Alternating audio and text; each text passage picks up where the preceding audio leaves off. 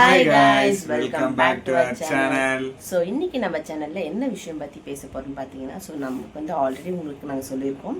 So நம்மளோட பழைய வீடியோவில் பார்த்துருந்தீங்க, எனக்கு வந்து பேபி பிறந்தாச்சுன்னு சொல்லிட்டு வீடியோ போட்டிருந்தோம். ஸோ அது வந்து எனக்கு வந்து பையனா பொண்ணான்னு தெரிஞ்சுக்கிறதுக்கு முன்னாடி நம்ம சேனலை சப்ஸ்கிரைப் பண்ணுறவங்க சப்ஸ்கிரைப் பண்ணிக்கோங்க. வாங்க நம்ம இப்போ நம்ம வீடியோக்குள்ளே போகலாம்.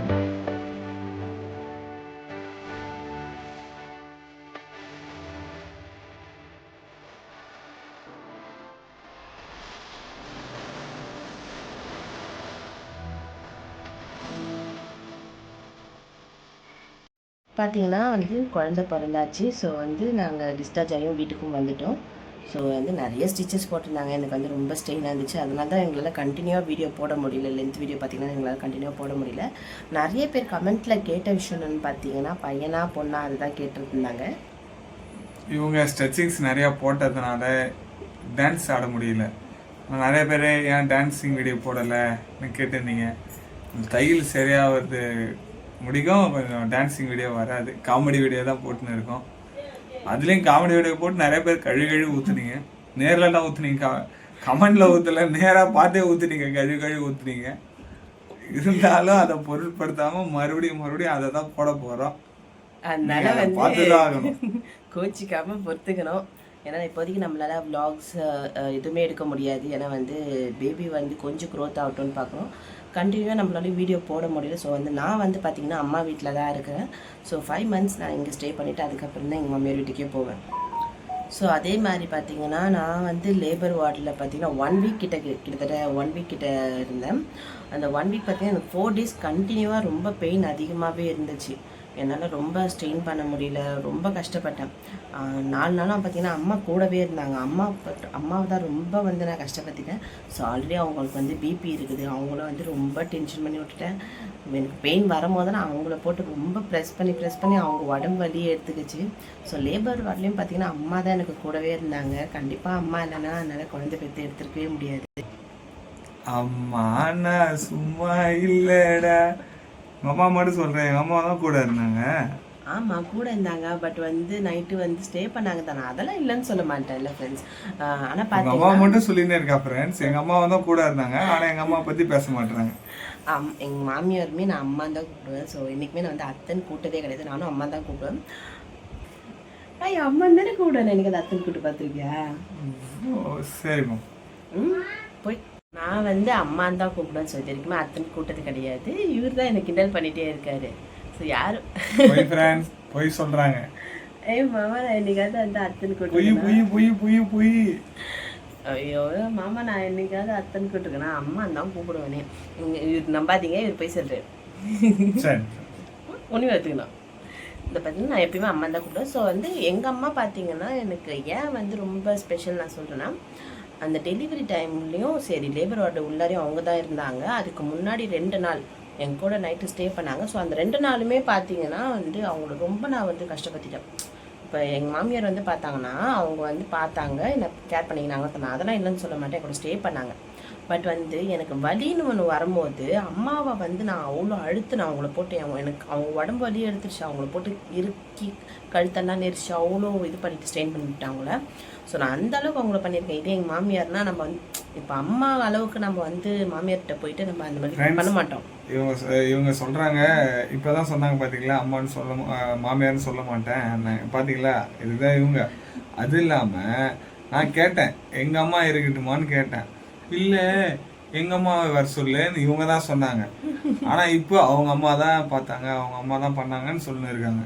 அதுக்கு ரீசன் இருக்குது. இப்போ வந்து நம்ம இப்போ மாமியார் நான் ஏன் இப்போ மென்ஷன் பண்ணுறேன்னு பார்த்தீங்கன்னா, இப்போ வந்து அம்மான்னு சொன்னால் எந்த அம்மான்னு சொல்லிட்டு கன்ஃபியூஷன் ஆகும். ஸோ அதனால் வந்து நான் எங்கள் மாமியார் அப்படின்னு சொல்லிட்டு இந்த இடத்துல மென்ஷன் பண்ணுறேன்.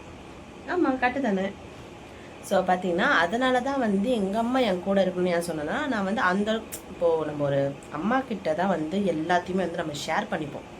பெயினாக இருந்தாலும் சரி, ஃபீலிங்ஸாக இருந்தாலும் சரி. மாமியாருன்னு வரும்போது எந்த அளவுக்கு அவங்க மேலே பாசமே இருந்தாலும் நாம் வந்து அந்த அளவுக்கு அவங்க உடம்பு சரியில்லாதவங்க எத்தனைக்கும். ஆனால் அவங்கள போய் நம்ம கட்டி பிடிச்சி ஹக் பண்ணி அவங்கள போட்டு ப்ரெஸ் பண்ணி நான் அதை பண்ண மாட்டோம். ஒரு டிஸ்டன்ஸ் எப்பயுமே அவங்கக்கிட்ட இருக்கும் இல்லைங்களா. எவ்வளோ தான் நம்ம அம்மானே கூட்டாலும் எவ்வளோ ஃபீலிங்ஸ் இருந்தாலுமே நம்ம அவங்கள போய் கஷ்டப்படுத்தக்கூடாது அப்படின்னு இருப்போம். ஆனால் வந்து நம்மளை பெற்றவங்க அப்படின்னும் போது அவங்கள வந்து நம்ம அவ்வளோ ஸ்ட்ரெயின் பண்ணுறோன்னா அவங்க அப்போ அம்மா எப்பயுமே வந்து ஒரு படி மேலே தான் இருப்பாங்க இல்லைங்களா. அப்போ என்னாச்சு, லேபர் வார்டில் வந்து ரொம்ப எனக்கு பெயின் அதிகமாகிடுச்சு. ஸோ வந்து எனக்கு வந்து டியூப் வச்சுட்டாங்க. டியூப் வைக்கவும் ரொம்ப வலி அதிகமாகி ஒரு நிமிஷம் ஒரு செகண்ட் கழிச்சு வலி வர ஆரம்பிச்சிச்சு. ஸோ அந்த வலியில் என்ன பண்ண ஆரம்பிச்சிட்டா, அம்மா போட்டு ரொம்ப ப்ரெஸ் பண்ணி அவங்கள அமுக்க ஆரம்பிச்சிட்டா. அம்மா வலிக்குதுமா என்னால் முடியலம்மா, நடக்க முடியலம்மா. ஆனால் நிறையா நடந்தால் தான் 2% எனக்கு வந்து கர்ப்பப்பை ஓப்பன் ஆகும் அப்படின்னு சொல்லியிருந்தாங்க. மொத்தம் வந்து 10% ஓப்பன் ஆகணும். அதில் பார்த்தீங்கன்னா எனக்கு வந்து 1% தான் ஓப்பன் ஆகிருந்தது அப்படின்னு சொன்னாங்க. 2% ஓப்பன் ஆகிறதுக்காக டியூப் போட்டிருந்தாங்க. அந்த டியூப்பில் வந்து அந்த பலூன் பெருசாகிட்டு தான் வெளில வருமா. ஸோ நிறைய வாக் பண்ண சொன்னாங்க. எனக்கு வலி தாங்கலை, இருந்தாலும் பாப்பா எப்படியாவது நல்லபடியாக குழந்தைய பெற்றெடுக்கணுன்றதுக்காகவே வந்து நான் வந்து ஸ்ட்ரெயின் பண்ணி ஸோ குழந்தைய நல்லபடியாக பெற்றெடுக்கணும்னு சொல்லிட்டே நான் வந்து என்ன பண்ணேன், ரொம்ப வலி பொறுத்துக்கிட்டேன். ஆனாலும் எனக்கு ஃபஸ்ட்டு பேபினா கஷ்டம் கொடுத்து பிறக்கணும்னு கேள்விப்பட்டிருக்கேன். ஆனால் நான் வந்து ரொம்ப கஷ்டப்பட்டுட்டேன். எல்லா மதர் இந்த இடத்துல பார்த்திங்கன்னா எல்லா மதருமே கிரேட்டுன்னு தான் சொல்லி ஆகணும் கண்டிப்பாக. ஸோ ஒரு குழந்தைய கருவிலேருந்து உருவாக்கி நம்ம பெற்றெடுக்கிறதுக்குள்ளே நம்ம ஒரு வழி ஆகிடுவோம். ஸோ குழந்தை பெற்றதுக்கு அப்புறமும் கூட அந்த ஒரு 1 மந்த்து பார்த்தீங்கன்னா பார்த்து அந்த நடக்க முடியாத ஸ்டிச்சஸ் பெயின் ஒரு பக்கம், பேக் பெயின் ஒரு பக்கம், பாடி பெயின் ஒரு பக்கம். அந்த டைம்லேயும் குழந்தைக்கு ஃபீட் பண்ணிட்டும் இருப்போம், கண்டினியூவாக feet பண்ணிகிட்ருப்போம் 2 hours once, 1 hour once அந்த மாதிரி. ஸோ எல்லா பெயினுமே பொறுத்துக்கிட்டு குழந்தைய நல்லபடியாக வளர்க்குறதுக்கு ரொம்ப ஸ்ட்ரெயின் பண்ணுவாங்க மதர்ஸ் எல்லாமே.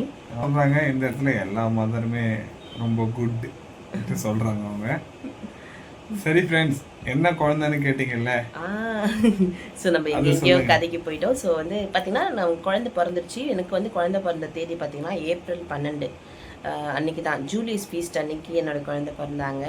ஸோ அதனால் பார்த்திங்கன்னா குழந்தைய 12ஆம் தேதி வந்து கரெக்டாக எனக்கு 11 மணிக்கு வலி எடுத்துச்சு. 11ஆம் தேதி ராத்திரி 11 மணிக்கு பெயின் எடுத்து அந்த பனிக்கூடம் வெளில வந்துருச்சு. டியூபுமே கீழே உண்டு 10 நிமிஷத்துல எனக்கு வந்து பனிக்கூடம் வெளில வந்துருச்சு. ஸோ பனிக்கூடம் உடஞ்ச உடனே என்னை வந்து லேபர் வார்டு ஷிஃப்ட் பண்ணிட்டாங்க. அம்மா என் கூடவே இருந்தாங்க. 3 மணி வரைக்குமே எனக்கு வலி அதிகமாக வரணும்னு சொல்லிட்டு என்னை அப்படியே அந்த பெட்டில் விட்டுட்டு போயிட்டாங்க. எனக்கு பெயின் அதிகமாக ரொம்ப பெயின் எடுக்க ஆரம்பிச்சு, ரொம்ப கத்த ஆரம்பிச்சிட்டேன். அம்மா தான் அப்போ கூடவே இருந்து கத்தக்கூடாது, பொறுமையாக மூச்சு இழுத்து விடுங்க, கீழ் மூச்சு இழுத்து விடுங்கன்னான்ட்டு அம்மா தான் சொல்லிட்டே இருந்தாங்க. பொறுமையாக மூச்சு இழுத்து விட்டுட்டே இருந்தேன். அப்புறம் வலி அதிகமாக ரெண்டு தடவை கத்துவேன். அப்புறம் வந்து மறுபடியும் அமைதியாகிடுவேன். அம்மா பார்ப்பேன். டாக்டர்ஸ் எல்லாம் வந்து டாக்டர்ஸே சிரிக்க ஆரம்பிச்சிட்டாங்க நான் பண்ண சேட்டைக்கு. அவ்வளோ சேட்டை பண்ணிட்டேன். அந்த 11 மணிலேருந்து 3 மணி வரைக்குமே கத்தி கூப்பாடு போட ஆரம்பித்து என் பக்கத்து இருந்தவங்களாம் என்னை பார்த்து கத்த ஆரம்பிச்சிட்டாங்க. அந்தளவுக்கு நான் லேபர் வார்டே ஒரு கலையபுரம் பண்ணிட்டு தான் வந்தேன். ஃப்ரெண்ட்ஸ், இப்போ பார்த்தீங்கன்னா எங்களுக்கு என்ன குழந்தை பிறந்ததுன்னு பார்த்தா பொன் குழந்தை தான் பிறந்திருக்கு. எங்கள் வீட்டுக்கு ஒரு மகாலட்சுமி இல்லை தேவதை பிறந்திருக்கா. எங்களுக்கு பொன் குழந்தை தான் பிறந்தது. ஸோ வந்து ரொம்ப எக்ஸைட்மெண்ட் ஆகிடுச்சு. ஃபஸ்ட்டு பொண்ணு பிறந்தது எனக்கு ரொம்ப சந்தோஷமாயிடுச்சு. அது மட்டும் இல்லை, எங்கள் அப்பாவே எனக்கு வந்து மகளாக தான் பிறந்திருக்காங்க. அப்பா இறந்து 1 வருஷம்னா ஆகலை. வந்து கரெக்டாக பார்த்தீங்கன்னா அப்பா August 20th வந்து இறந்தாங்க. August 30th எனக்கு வந்து நான் கன்ஃபார்ம் ஆனேன், கன்சீவ் ஆகிட்டேன்னு சொல்லிட்டு கன்ஃபார்ம் ஆனேன். அதுக்கப்புறம் அது மட்டும் இல்லை ஃப்ரெண்ட்ஸ், எங்கள் அப்பாவுக்கும் பொன் குழந்தை தான் வேணும்ன்ட்டு எங்கள் அப்பாவுக்கும் சண்டை. எங்கள் அம்மா வந்து பையன் பிறக்கணும்னு சொல்லியிருந்தாங்க. எங்கள் அப்பா வந்து பொண்ணு தான் பிறக்கும், நீ வேணா பாருன்னு சொல்லியிருந்தாரு. எங்கள் அப்பா ஜெயிச்சிட்டாரு. அதில் குழந்தை பிறந்தது ரொம்ப சந்தோஷம். அதனால் கடவுளுக்கு நன்றி சொல்கிறேன். அதுவும் நல்லபடியாக பிறந்தது ஃப்ரெண்ட்ஸ். ஆப்ரேஷன் எதுவும் கிடையாது, சிசரின் எதுவுமே கிடையாது. நல்லபடியாக பிறந்தது. பொன் குழந்தை பிறந்துக்குது. வெயிட்டு 220, அதாவது 2.25 கிராம், 260 கிராம் இருந்தாங்க இல்லையா. 260 தான் இருந்தாங்க வெயிட்டு. வயிற்றுக்குள்ளே இருக்கும்போது பார்த்தீங்கன்னா எல்லாமே பனிக்கூடம் எல்லாம் சேர்த்து பார்த்தீங்கன்னா 2.7 அப்படி இருந்தாங்க வெயிட்டு. அப்புறம் வெளியில் வந்து பார்த்தீங்கன்னா 2.26 அப்படி தான் இருந்தாங்க வெயிட்டு. பட் வந்து இது வந்து ரொம்ப வெயிட் கம்மின்னு எதுவுமே இல்லை, நார்மல் தான் டாக்டர் சொன்னாங்க. ஸோ பீடியாட்ரிக்ஸும் வந்து செக் பண்ணி பார்த்தாங்க. அப்புறம் வந்து கரெக்டாக பார்த்தீங்கன்னா 3:42 தான் குழந்தை பிறந்தாங்க. காலையில் பிறந்ததும் வந்து பார்த்திங்கன்னா என்னை வந்து நார்மல் வார்டுக்கு ஷிஃப்ட் பண்ணிவிட்டு 11:30 மணி வரைக்கும் அவங்க தான் வச்சுருந்தாங்க. அதுக்கப்புறம் தான் மேலே வந்து சைல்டு வார்டுக்கு ஷிஃப்ட் பண்ணாங்க. ஆமாம் ஃப்ரெண்ட்ஸ், ஒரே ஒரு நிமிஷம் தான். அங்கே இருக்கிற சிஸ்டர் கூப்பிட்டு இங்கே வாப்பா, அட்டெண்டர் யாருன்னு கேட்டாங்க. கூப்பிட்டு பார்த்துட்டு இங்கே பாரு என்ன குழந்தை போகிறேன்னு கேட்டாங்க. பொண்ணு சிஸ்டர் சொன்னேன். அதோட போப்பான்ட்டாங்க. அவ்வளோதான். அதுக்கப்புறம் பார்க்கவே விடலை. ஏன்னா குழந்தை உடனே வெளில வந்து அம்மா டேட்டில் வந்து விட்டு ஃபீட் பண்ணணும் அப்படின்னு சொல்லிட்டாங்க. அப்புறம் உடனே காமிச்சிட்டு என்கிட்ட உள்ள குழந்தைட்டு வந்து கொடுத்துட்டாங்க. நான் ஃபீட் பண்ணிவிட்டு அதுக்கப்புறம் 11:30 மணிக்கு எங்களை மேலே கூட்டிகிட்டு போனாங்க. 1.5 days or 2 days தான் நாங்கள் அங்கே ஸ்டே பண்ணிட்டு இருந்தோம் ஹாஸ்பிட்டலில். அதுக்கப்புறம் பார்த்தீங்கன்னா ஒரு 2 days இருந்துட்டு அதுக்கப்புறம் வந்து 3rd day பார்த்தீங்கன்னா டிஸ்சார்ஜ் பண்ணிட்டாங்க. டிஸ்சார்ஜ் பண்ண உடனே பார்த்தீங்கன்னா நம்மளோட பழைய வீடியோவில் பார்த்துருப்பீங்க. ஃபஸ்ட்டு நம்ம போன இடம் பார்த்தீங்கன்னா கோயிலுக்கு தான் போயிருந்தோம். அதெல்லாம் ஓகே.